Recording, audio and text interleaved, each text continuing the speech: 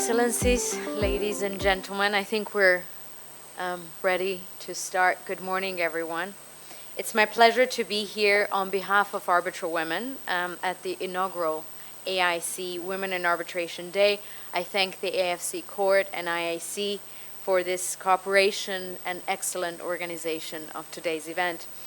We as an organization dedicated towards promotion of diversity in arbitration for the last 31 years are thrilled to be a part of this first ever event in Kazakhstan dedicated to celebrating and empowering women in the field of arbitration, and it's a true testament to what we have heard earlier, to IFC Courts and IC's commitment to advancing gender diversity and inclusion in arbitration.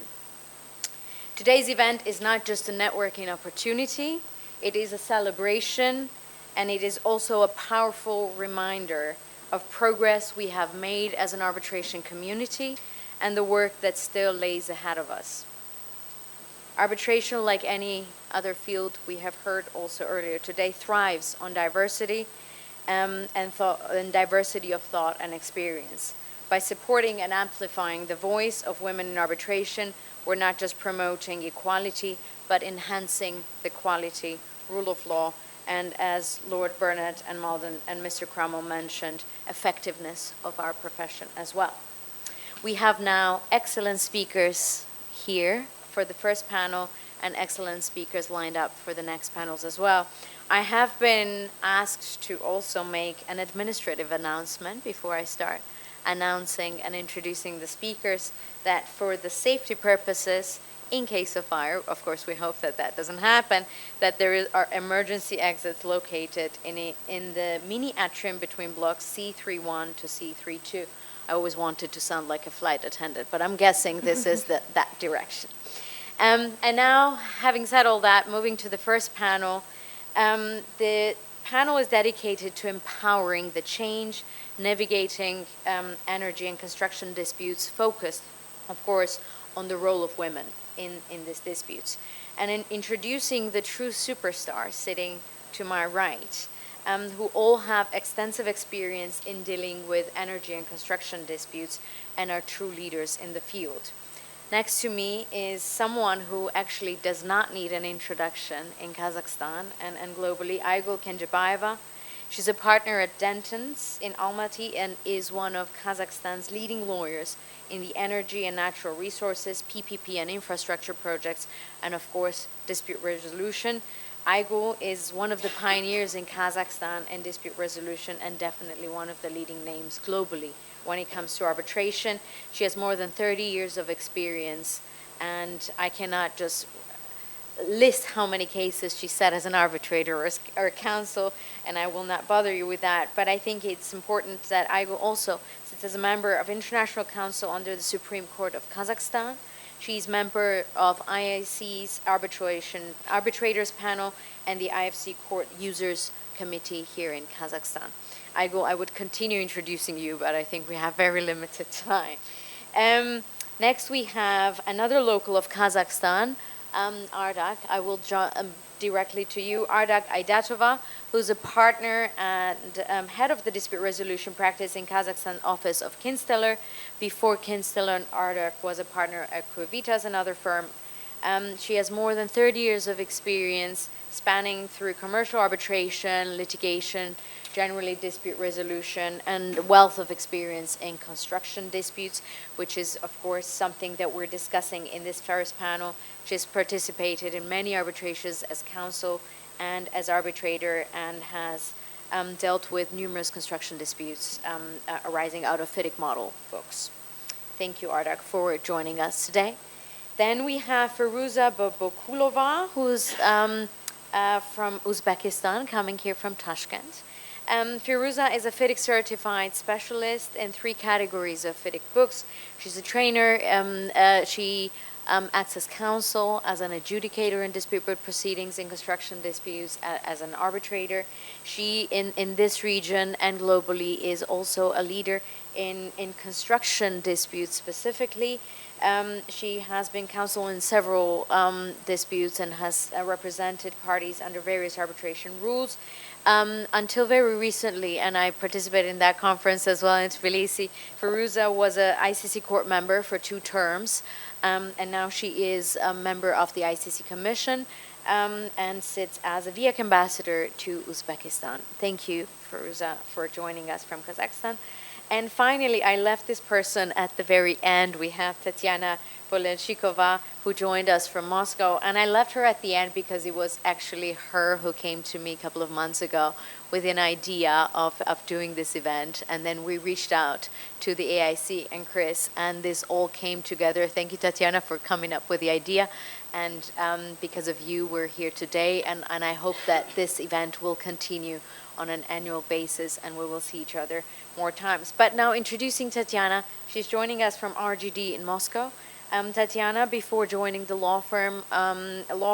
this law firm, she has worked at several other law firms, but more importantly, she was a deputy head of legal at the Asian International Arbitration Center. Tatiana has extensive experience dealing with Southeast Asia. She is a vice chair of Corporate Council Committee of the Inter-Pacific Bar Association and a regional ambassador of the HK45 in the CIS region. Tatiana obviously has extensive experience in construction and energy disputes, which is also why we're specifically talking about those disputes in this panel. Thank you, Tatiana, for the initiative and for joining us today. And having introduced this excellent panel, we will jump directly into the panel discussion. Please keep your questions towards the end, and we look forward to hearing them at the end of the panel. And jumping into the role of women in construction and energy disputes, I will address you because you wanted specifically to kickstart this discussion with this.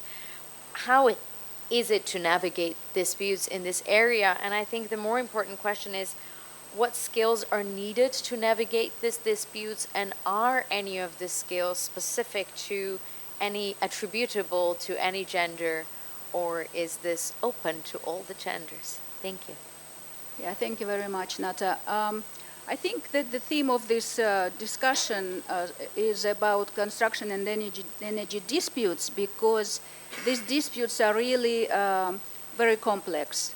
And everybody knows that in energy disputes, in construction as well, very complex and very detailed contracts regulate them, so you have to have the skills to interpret the contracts and help your clients to go through this process. And these projects usually go for a long time, so you have to be on top of this for a big period of time. There are regulatory challenges, of course. And for example, in Kazakhstan, you know, in energy disputes, many contracts are stabilized, and we have grandfathering provisions and so on and so forth. So you have to know all these details. Also, you have to have technical expertise. And I think in technical expertise, this is exactly the area where there is a perception that men are better than women because technically they can understand better how to drill for oil, how to construct something, and so on. But this is just a perception and bias as we understand. Also, there are very often multi-party involvement, so you have to navigate a number of clients, a number of players in these projects, and this requires special skill. Also, there is a lot of political sensitivity. You have to be sensitive to such issues. And also, enforcement of awards is also a big challenge. Therefore, you need to have all these skills in order to navigate such contracts. And there is a perception still in the society elsewhere, everywhere, that men are better in these skills than women. But we can see ourselves that this is not the case, that of course women and men are different, and this is nature. And they should be different. And I'm a strong believer in women and men maintaining their main characters in order for the mankind to survive. But at the same time, there are some spheres in our life where there is no difference. There should be no difference. And in arbitration, I think it's a very good sphere for women to show themselves and to be prominent players on the same equal footing with the men. Therefore, I think that although these disputes in energy and the construction spheres require all these very important skills, still women can do it on the same level as men, and we have a lot of examples of this. Thank you. Thank you, Ago. I mean, this panel already is an example for that with your wealth of experience, everyone sitting here in these disputes. And you just mentioned that there is a perception, and generally, yes, that's true. And why we chose this topic for the first panel was exactly to talk about the type of disputes where we have a perception that there, and generally we see less women in dealing with these disputes. And you just mentioned that there are no skills that are attributed to one gender. So Firuza, I will come to you now asking, what do you think are primary reasons for the historical low number of women when dealing with construction and energy disputes, either on the arbitrator side, on council side, and later on we will also touch upon specifically arbitrators and experts as well. Nata, thank you very much for your question. So we have just heard the keynote speech of our distinguished colleagues and the specialist of Kazakhstan. And as chairman of the International Arbitration Center, Mr. Kramel has noted in 80s in the UK, there were not many lawyers, not only in the legal profession, but among the arbitrators also. And we are now sitting, after more than 40 years, we are here, and we see more female arbitrators. And now we are diverting our attention from arbitration to construction, and we are trying to analyze what are the reasons for the low presence of women in that industry. And when it comes to the reasons, I have to say that there are historical reasons, and as well as there are reasons which are related to the nature, character, and psychology of the women. Because we know that, for example, historically, the preference of women when it comes to the choice of profession was not mainly related to the construction, but the preference lay with other spheres such as medicine, for example, education, and others. And this can also explain why we do not see many women being engaged in the construction industry itself and when it comes to the dispute resolution. And continuing with other things, another reason for why we do not see many women lies in the fact that in the nature of the construction activities and in the conditions under which these projects are realized. For example, when we take the case of any big construction project, for example, there mainly we see men being engaged. Why? Because it's not easy, or the women may not prefer to be engaged due to those conditions, because the construction site may be located in long distance from the main office, and which may require their constant trips, like traveling and etc. And therefore, this, in my opinion, this also explains the reason why female practitioners may prefer to be engaged in other industries. And another fact which also explains the historical reason, and in my opinion, which cannot be ignored, is the fact that women have their other commitments to which they give a very high priority, and this is related to their families and children. And sometimes, in most cases, women, when it comes to the choice of the profession and then the industry in which they will be engaged in the future, they will try to choose that profession which will not kind of serve as a barrier, or which will pose difficulties in the future, but which will support that particular profession also. And therefore, when taken from this perspective, construction is not in the #1 list of the women. But hopefully, luckily and fortunately, with the time passing, We see more women engaged in the legal teams of those construction companies or state companies, and we see more women engaged in the dispute resolution process also, who are serving as the counsels and arbitrators. And in this respect, I have to note that it's just very pleasant to see more like female practitioners there. Thank you very much, Firuza. So what I hear from you is that yes, it's still the case that in the construction industry as a whole, there is still lack of presence.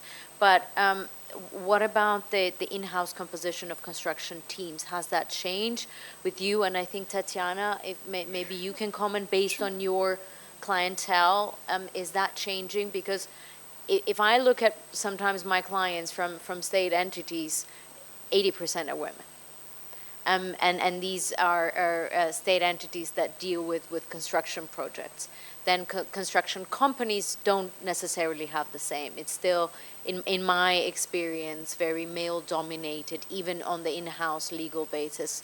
Tatiana, what's your experience? And Firuza, if you want to comment afterwards again. Sure. Thank you, Nata. Yes. So the way I look at it, at the gender balance in terms of like the composition of in-house teams is like twofold. One is from the counsel perspective when I help our clients to resolve disputes, and two, as a member of the IPBA committee of the Inter-Pacific Bar Association Committee of Corporate Counsel.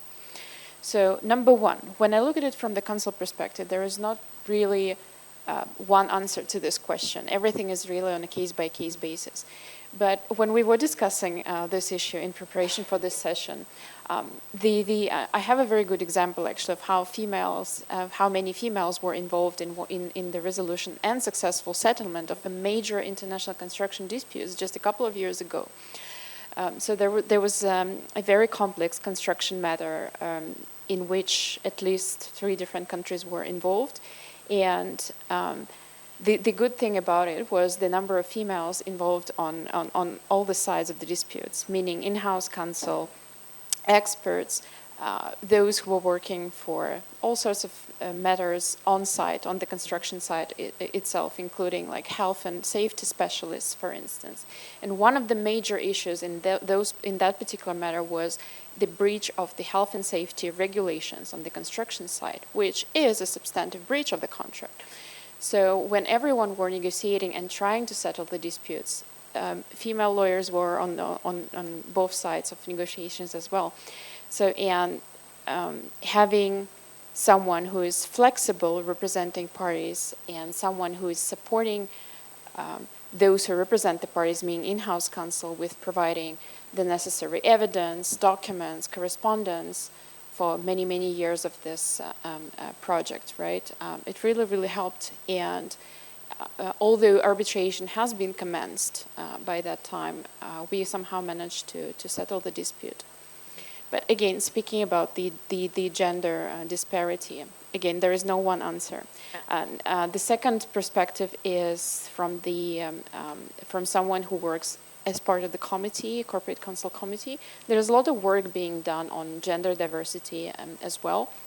And I do see many more and more females being involved, not only as passive members of the committee, but as active members of the committee, engineers, lawyers from different parts of the world,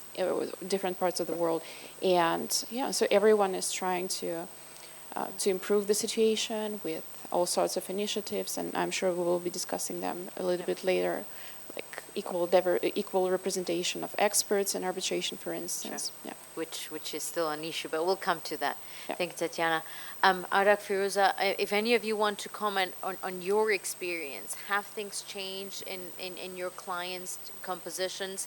Because I think it is different when you're working with an in-house team which does not look like you, simply put. It's all male-dominated. It is a different dynamic when you're working with all-male in-house team as a young, especially at the beginning, as a young counsel. I remember a time where I got more questions than my partner when sitting in meetings, because there was this lack of trust, I think, towards me personally as a young counsel, and there was more trust towards the male colleagues of mine, even though some of them were the same age. So I could see that it's different, and then it's different when you're working with someone who immediately doesn't question you but puts a trust in you, no matter your age or experience, that they just are sitting there and trusting you as their counsel. Arak and Firuza and Aigul, maybe you afterwards, whether something has changed and in last 10, 15 years in terms of clients. Yeah. Before this event, I had brief conversations with heads of legal teams of major construction companies in Kazakhstan. And Basis Construction and BI Group, their legal teams are headed by women. And as for BI Group, for example, 40% of legal team are represented by women. And as for Basis, as I understood, 20% are women. So also, I would like to add about the above perception. Yeah, and maybe I will now say some simple things, and forgive me for this, but I think that men and women are indeed different. And dispute resolution area has its own specific, meaning that a dispute already arose, and there is a disagreement, there is a some sort of aggression between the parties. And of course, this situation suggests application of some masculine qualities like composure, like persistence, determination. And I personally think that nature of women to be patient, to be soft, and of course this effect, and that's why I think in business there could be situation when business does not trust to women, thinking that they will not win the case, they will not be could not be aggressive. Yeah, but in my personal view, and I could say that the path of women in dispute resolution sphere is not easy actually, but we can see perfect examples that it's possible. And my personal view is that every person has both feminine and masculine qualities, and women just need to express them, not to be afraid to express them. Yeah. Thank you.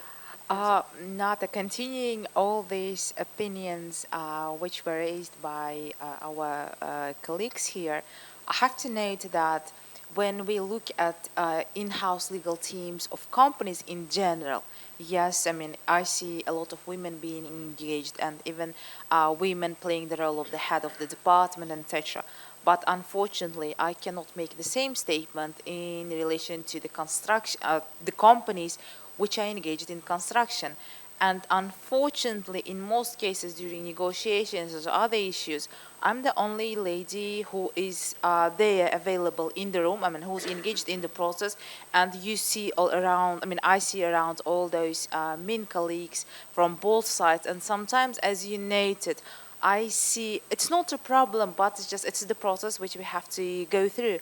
And when people, clients, and then the other party, the lawyers, teams, they see me also, I feel that I have to go through the process of kind of, establishing myself. I call it that way, just to demonstrate that I'm not just there because I'm a lady, or in order to make a gender balance, or in order to ensure that diversity element is there, but I am there because I specialize in the area and I know something.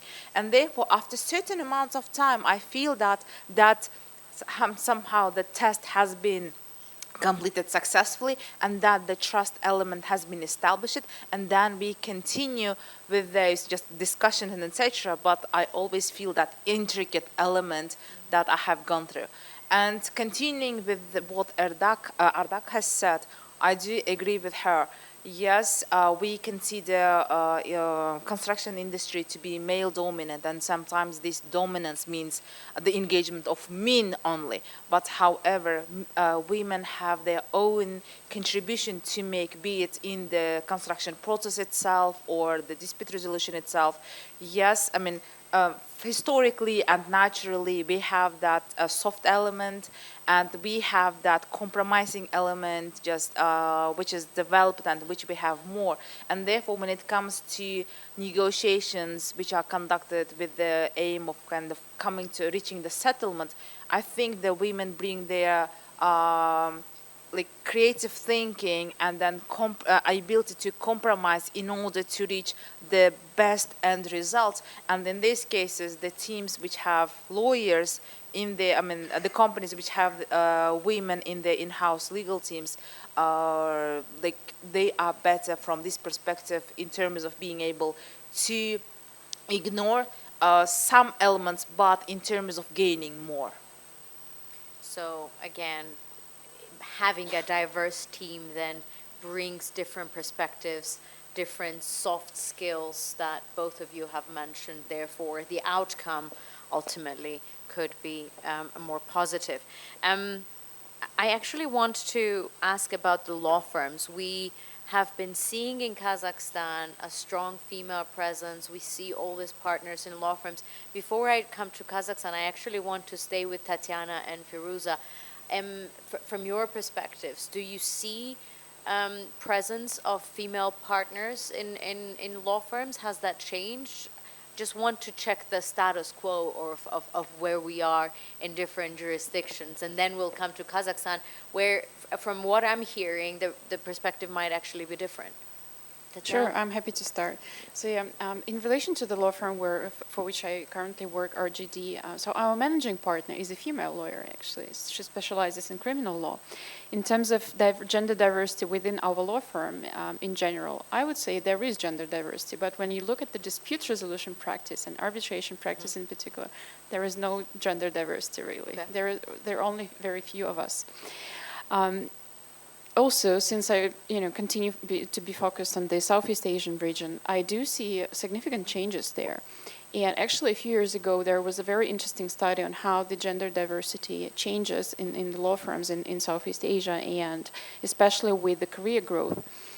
So apparently, there are like three different cutoff periods in the career of the female lawyer. Number one is after the 2 years of practice. Okay. 2 years of practice is when you realize whether lawyering is actually for you or not. Fair enough, so but that would apply to both genders, I hope. Yeah. The next one is the 7 years cutoff, is when usually everyone, actually, females and males, create families, and therefore there will be more commitments, and the need for the work and life balance increases as well. And the last cutoff date is when you are about to be promoted to the partnership role, which also increases the commitments you have, the responsibilities you have, and usually involves administrative role as well. So yeah, there are improvements in Southeast Asia. You do see more partners, especially in the arbitration practices. And interestingly enough, as leaders of arbitral institutions, if we look at the golden triangle of in arbitration community in Southeast Asia, being Hong Kong, Singapore, Kuala Lumpur, all the leaders are females. Yeah. HKIC, Joan Lau. SIAC is Lucy Reed, and AIC, Asian International Arbitration Center in Malaysia, has recently appointed Dr. Mary Lim, who is the former federal court judge of Malaysia. So each of these institutions is being led by a female lawyer, which is quite interesting. Thank you very much. Firuza, and then...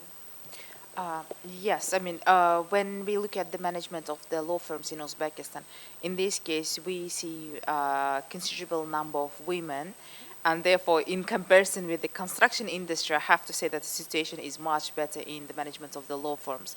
But when it comes to whether it's easy or not for women to reach that position, I mean, while bearing in mind the other commitments of women and etc., but I think that women would be able to reach the top positions just provided that they would have supportive families. The only thing needed for women is like the support from the family side and just kind of not and the absence of the element which would deter them from just continuing their profession and their career and reaching the top positions. And we see situation is improving over the past years. And it's good to see many lawyers in the management positions of the law firms in Uzbekistan. And also continuing the words of Tatiana, also the director of the Tashkent International Arbitration Center, who is Diana Bayzakova. She's also a lady, so female practitioner, and it's also good to see her there. And as we see in other arbitration institutions also, the same with the ICC, and other arbitration institutions. So we see women being there and just contributing and making their own contributions to the development of not only institution but the legal profession and the field. It sounds, everything you're saying sounds like all these jurisdictions are doing much better than the law firms in the West Europe, where the numbers are not so positive. I remember when preparing for this event, we were talking, and I remember you mentioned, and I if I may quote you, that in Kazakhstan there is no gender diversity issue when it comes to the legal business as a whole. That's what you told us, and that was kind of awakening to me to hear. Is that the case? Is that the case also in domestic law firms that do more domestic work, or is that more in international law firms where you're dealing with international work? I just want to get the sense of if there is really no gender diversity issue, then everyone's eyes should be on Kazakhstan, and we should be taking notes of how to do that in other countries. Yeah, looking at Sofia Zhilkaidarova here, I just remembered one case. When we created Kazakhstan Bar Association, this was a Republican organization, voluntary organization, and she came with the idea of creating a woman in law committee in Kazbar. And we had two men in our regulatory council, Tlek Baygabulov and Aydin Bikibayev, and both of them said, we have no problem in this area because all managing partners of leading law firms are women. What is the problem? And we said, okay, we still have these problems and we should create this committee. In any event, I think it is true that in Kazakhstan legal business, we don't have this gender problem in the sense that there is discrimination of women or men. For example, in Republican Advocates Organization, they told me that they have now, among advocates, 38% women. And this is criminal law, where women usually don't want to go. But in any event, 38% of advocates are women. In Kazakhstan Bar Association, we have 46.1% women, almost a half. And among judges in our courts, we have almost 60%, I was told today. So it's becoming a woman's profession in Kazakhstan. Yes, of course, what should be said is that this is not, I think, in my view, not a surprise that this is happening, because historically in Kazakhstan, women were not so suppressed. Women usually, we didn't wear a veil or hijab at any time. Women were working together with men because they were nomads. They had to work and to be open to the society and so on and so forth. Sometimes there are historical facts that women were warriors even. They defended with guns and rifles their lives. So this is one aspect. Another aspect is that we were part of Soviet Union for 70 years. And in Soviet Union, of course, there was this ideology that women are equal to men. And therefore, in Kazakhstan, the situation maybe is different than in many other countries. And also, women, of course, as I said, women are different than men, and they should be. But in legal profession, I think in legal business, there should be no difference. And when I worked as managing partner of a law firm for 30 years, when I look at a professional, I see a professional. I don't see a woman or a man. There is absolutely no difference to me whether this is a man or a woman. And our clients, in my practice, they also have the same attitude. And having said all this, of course, women need a little bit different approach. They need to be helped.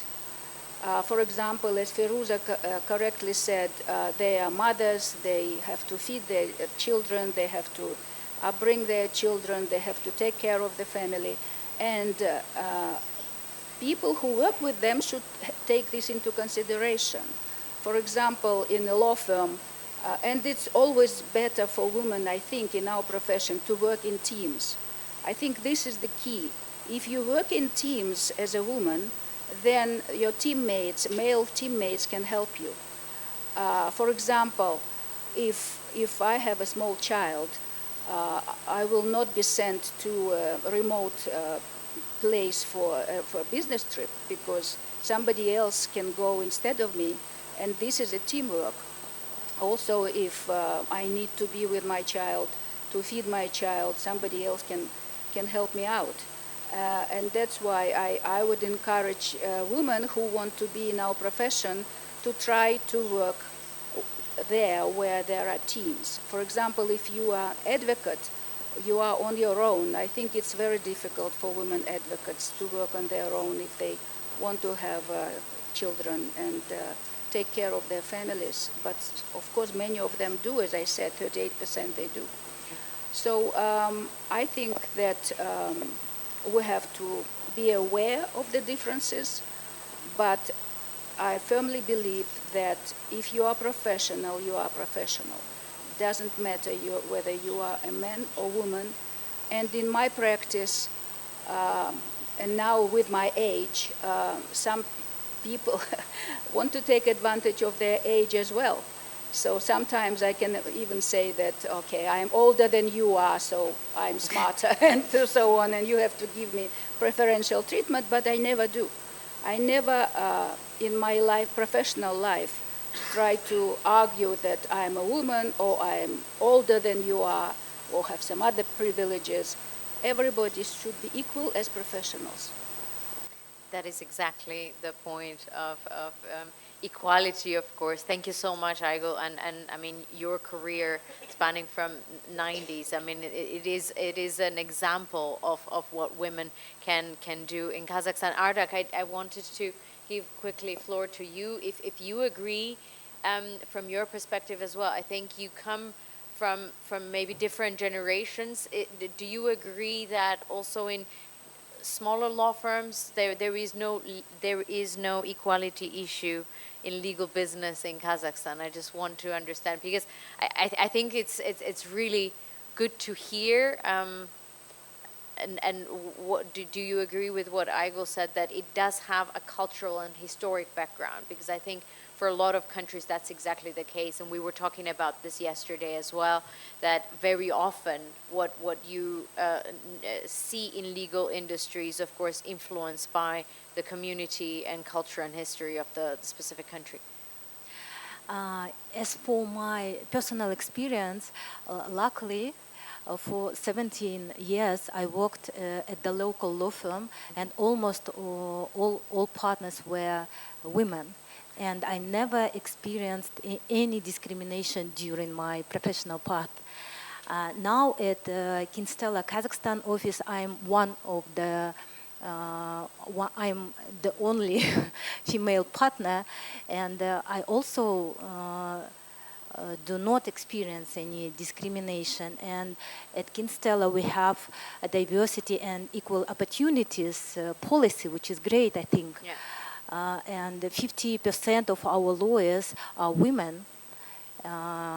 So I think that, yes, of course, as regards our Kazakhstan reality, we are Eastern society, yeah, and it impacts us.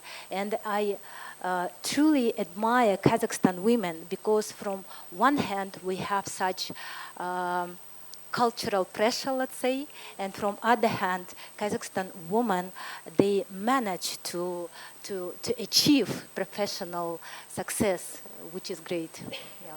Thank you very much. Again, I think we should all be taking notes from Kazakhstan and taking it to Germany and UK and other countries to achieve what we see here. But now coming to arbitration and construction and energy disputes specifically, when we were talking in preparation, you mentioned that very often you sit in all-female panels, which, as I commented back then, and I will repeat, is very rare in my experience. I very rarely see a panel of three composed of three women, and you said that that's the case. Is that, in your experience, also the case in construction and energy disputes specifically, or does that change depending on the industry? Yes, I said that during the last 2 years, I was involved in 6 arbitration cases as an arbitrator. In 2 of them, I was the sole arbitrator, and in the rest, we had 3-person panels. And so around overall 14 arbitrators were involved, and 12 of them were women. So I think now we have a reverse position, more women than men, at least in my personal experience. And of course, these disputes are very complicated. These were international disputes in international arbitrator centers, and these were in energy, in manufacturing and construction, in financing. So all kinds of very complicated disputes involving a number of international players. So I don't see any difference in arbitrators' appointments depending on the gender. I think, and also we were told today that at IIFC, 60 or something percent, 72, I believe. 70, yeah, are women. So they also don't see a problem here, as I understand. Therefore, I don't see any problem with arbitrators' appointments here, at least. Thank you very much. And I actually wanted to mention that impressive statistic as well. The 72% of cases have female arbitrators. But I want to open the floor to the other panelists. And we hear the statistics from IAC. We hear that in Kazakhstan the situation might be different than maybe in other jurisdictions. In your experience, in arbitrations governed under different institutional rules or even ad hoc arbitrations, is it the case? Do you see all female panels, or do you actually still see all male panels, which I still do in Germany? I still get appointments even from SIAC, for example, where it's an all-male panel. So I just want to see if the perspective here is all the same or the experience is different depending on which institutions or which jurisdictions you look at. And maybe we start with Tatiana on the far end. Sure. Well, in my practice, I've never experienced all-female panel, unfortunately. Hopefully, a few years from now, I will be able to share a different experience, but so far, no. And I mean, speaking of the arbitrations under the rules of the Asian International Arbitration Center, HKIAC, SIAC, ICC, Swiss Arbitration Center rules, none of them. I've never experienced that. But on top of everything everyone was saying, right? In general, I think, and in my experience, it takes an effort to appoint a female arbitrator quite often. When you work for the institution, it's usually ensuring that you actually take into account female arbitrators. When you work as counsel, it also requires you to make a research to ensure that you consider all possible candidates, and whether we want it or not, whether we like it or not, unconscious bias is still there. So it is an effort to change it, and I think it's just all of us needs to ask ourselves on a daily basis what we can do to change it, how we can what we can do to further improve the situation. And just recently, we had a nomination of arbitrators as in one of the construction arbitration matters, and the appointment was being made under the list procedure, where each party nominates one arbitrator, and then those two nominated arbitrators appoint the presiding arbitrator. So the list procedure were applicable to the appointment of the presiding arbitrator. And surprisingly, the initial exchange of candidates didn't include even one female arbitrator. Yes. But that was between the parties. Between the parties. So actually the approval is made by the party, by the client, right? So it also takes an effort when you work as a counsel to explain, would you like to consider someone else, someone who is not less experienced? Sometimes it's even more like better position in terms of experience for a particular construction dispute.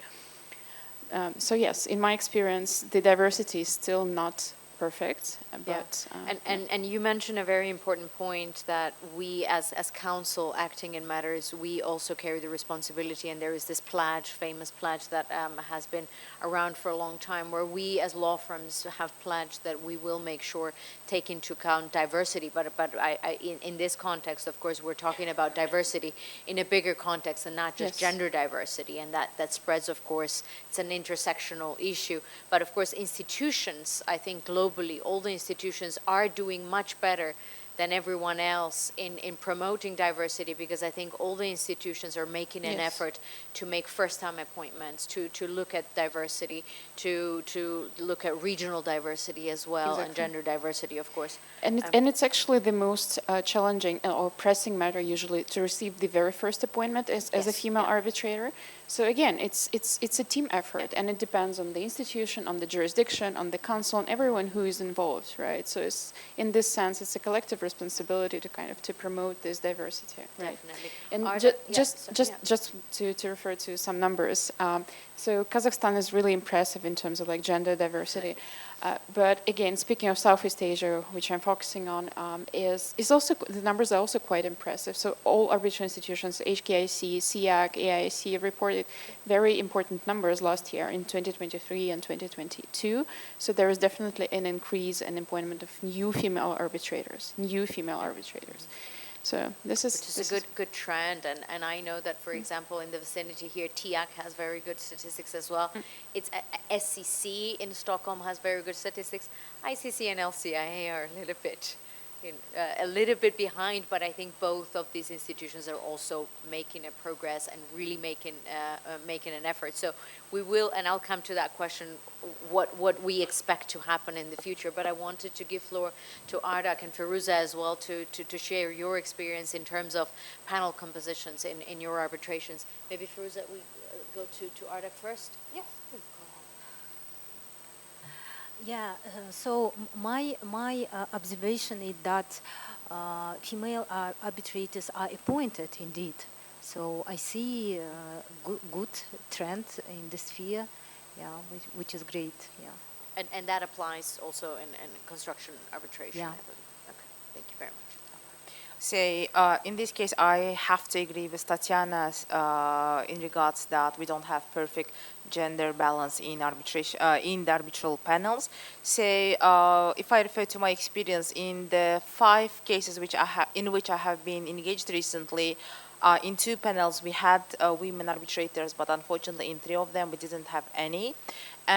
But as we women practitioners say, our job is to promote and support and just consider the women other practitioners for the appointment purposes. And recently we have, after my appointment as the party-appointed dispute board member, when we considering the candidates for the for the position of the chairman, among all the candidates, after the long discussions with the other party-appointed dispute board member, we agreed to appoint the women practitioner. In this fact, yes, in addition to many other factors, I tried to pay attention that it was the women and she was the chairman. Yeah, she has great experience and etc. But as the chairman, just in order to take, I thought, I'm sorry for this statement, but I believe that since she would be, since that chairman is a woman, she would be able to just notice some elements which will be visible during the proceedings and just pay great attention to all the details. And therefore, just we have recently appointed that woman for the chairman position. And when it comes to the institutional statistics, yes, Kazakhstan has impressive statistics in case of appointments of women, but unfortunately I cannot say the same in regards to the ICC statistics. So when I considered last year's reports, in 29.7% cases, women served as arbitrators.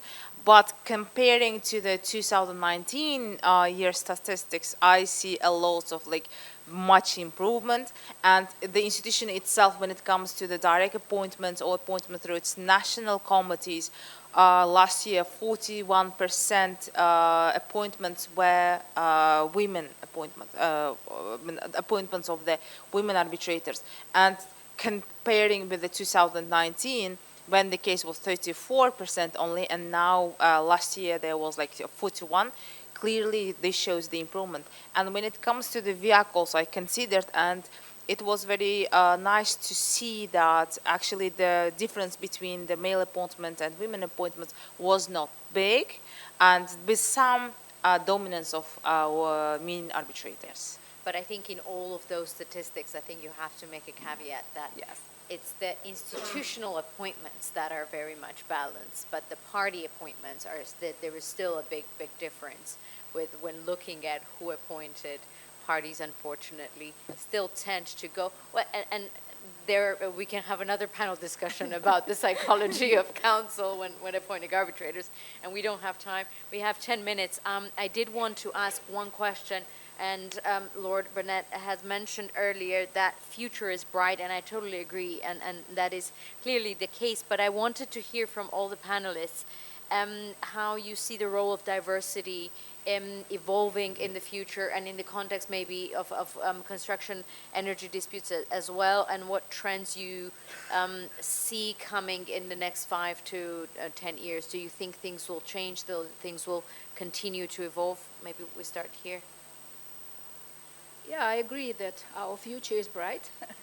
And what I think we should do is, it's very good that we are raising this issue, that we're discussing this issue and bringing this to our attention.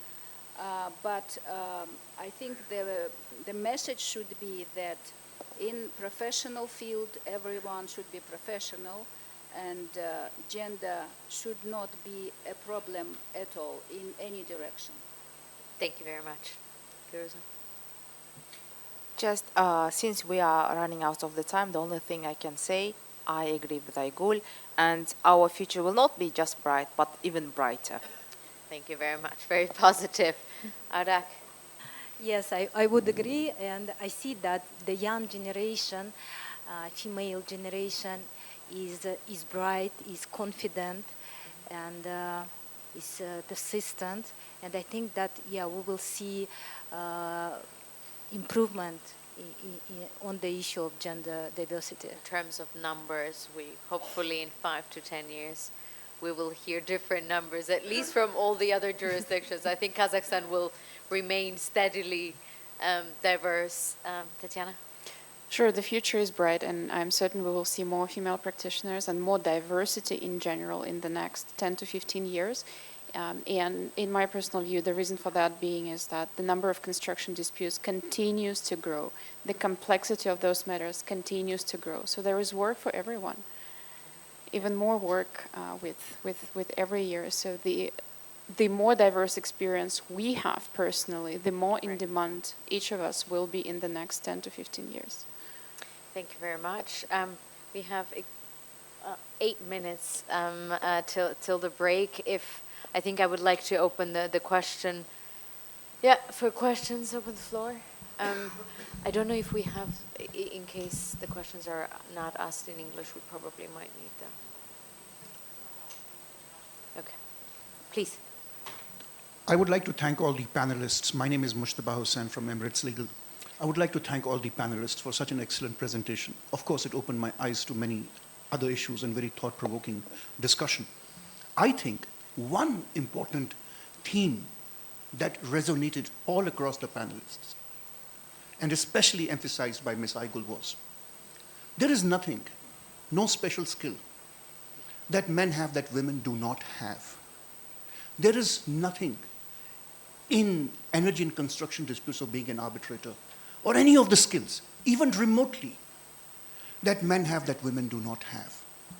But there is one important theme that we are not reflecting upon.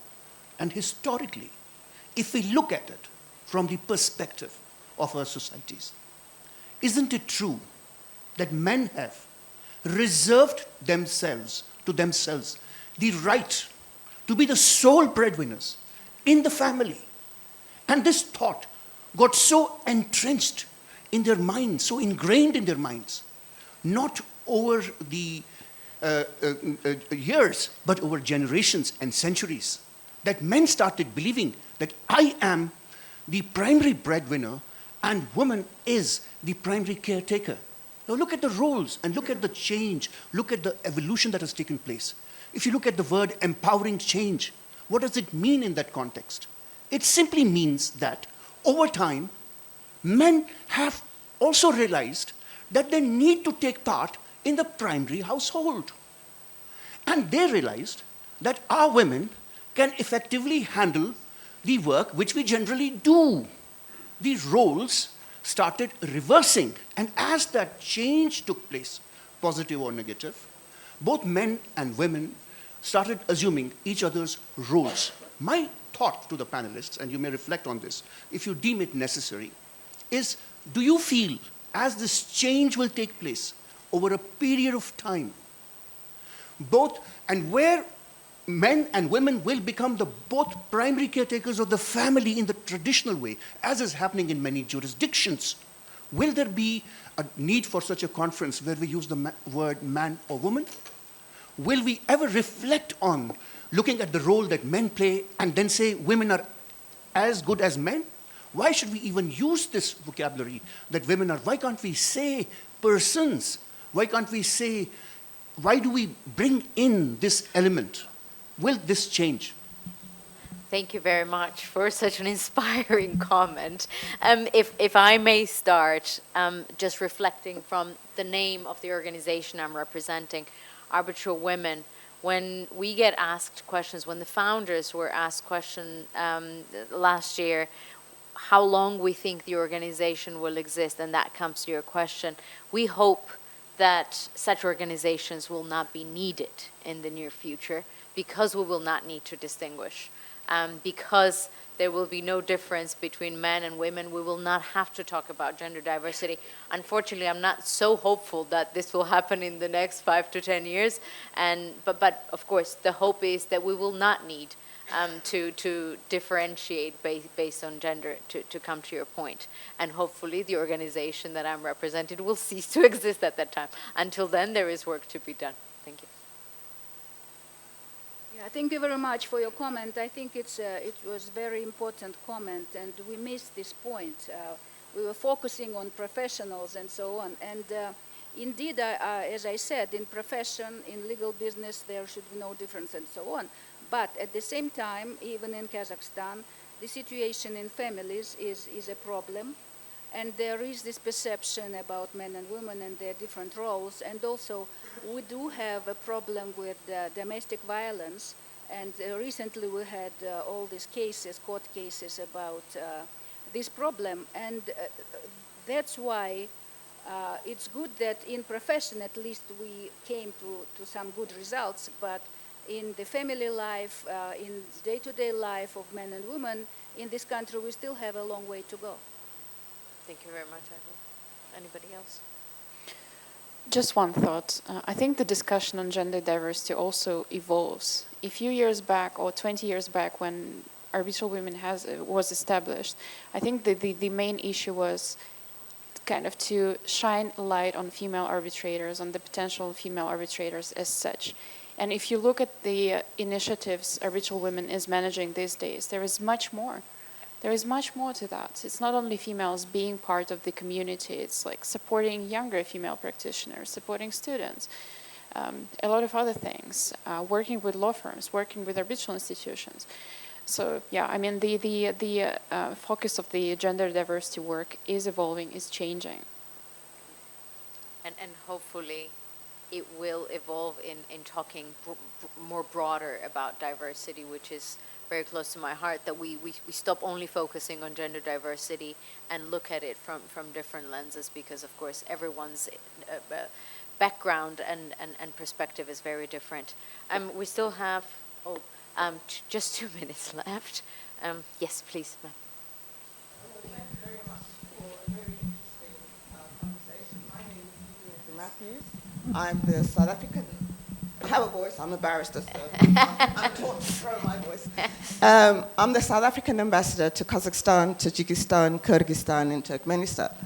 And my question is, talking to you, Lord Bennett, Rupert Jackson was my pupil master. And in those days, I was the only woman running to the official referees court. And not only I was the only black woman, and I was the only woman, so I had a double whammy. So I'm glad to hear that technically it has changed a lot. We've been doing a lot of work in South Africa over several years on building skills amongst women in terms of peace and security. And I'm wondering whether there should be a dialogue between women in peace and women in arbitration, because I think they are complementary to each other, and the conversation between women who are involved in crafting peace across the continent should be speaking to women who are arbitrating disputes, because both of these skills, need technical knowledge as well as other skills. So I would propose that there should be a dialogue between women in peace and yourselves, because I think that complementarity will be very effective in terms of growing the skills, across the various genders. So, I would really like to see this dialogue take place. And if we can be of any assistance to start the conversation between these parties, we'd be really willing to assist. Thank you. Thank you so much for that comment. I definitely agree. Any type of conversation, any cooperation like that is valuable. And you correctly mentioned that both of that, resolving peace, we are resolving disputes, trying at the beginning in a peaceful manner, but I think that conversation is very important, and we can have a conversation about that after the panel, and we can exchange contacts, of course, to make that happen. If anyone else has one more question, we can take probably Chris, or yes? Yeah, okay, one more question and then we're finished. Thank you. Всех приветствую, у меня нет вопросов. Единственное, хотела бы поблагодарить за сегодняшнюю сессию, потому что мы с подругами сейчас работаем адвокатами, но когда-то длительное время работали судьями, рассматривали как гражданские дела, так и уголовные. И хочу сказать, что нам удавалось утром с утра до вечера отправлять правосудие, вечером ехать за детьми в детский сад, готовить ужин, утром отправлять всех на работу и снова ехать и вполне успешно отправлять правосудие. Поэтому, когда говорят, что женщины менее продуктивны, наоборот, я вижу на своей практике и слышу сегодня от всех спикеров, еще раз подтверждаю то, что мы, наоборот, более продуктивны, поскольку мы и работали, умудрялись работать качественно, и оставаться мамами, супругами. Поэтому большое спасибо за сегодняшнюю тему, она очень актуальна. Здравствуйте, меня зовут Разрешите? Лаура. Я вот одну маленькую ремарку только дополню, что... Мужчине можно высказаться?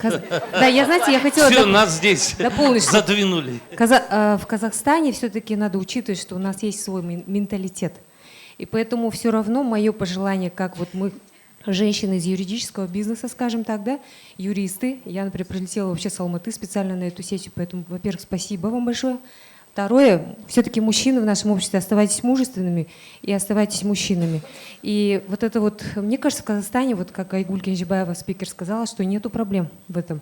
Самое главное — профессионализм. Но все-таки мужчинам пожелание: оставайтесь мужественными всегда. У нас, в наши местные, скажем так, да, в Казахстане, вот.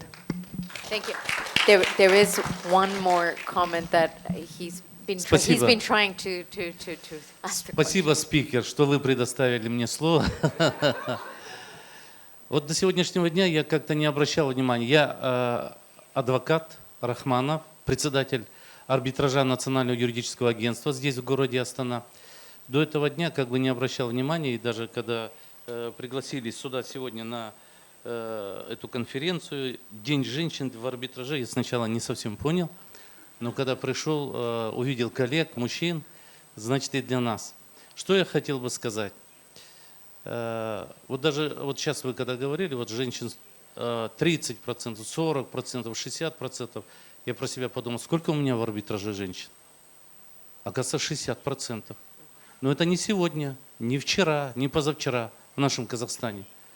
Это было более 5 лет назад, 6 лет назад, вот наш арбитраж существует. То есть уже были тогда... По каким признакам я выбирал? Профессионализм. В первую очередь, нет деления у нас в Казахстане, ты мужчина или женщина. И я считаю, что не должно ставиться во главу угла женщина или мужчина. Почему? Если мы уйдем на 70%, 80%, 100% женщин, будет во всех отраслях, вы разгрузите мужчин.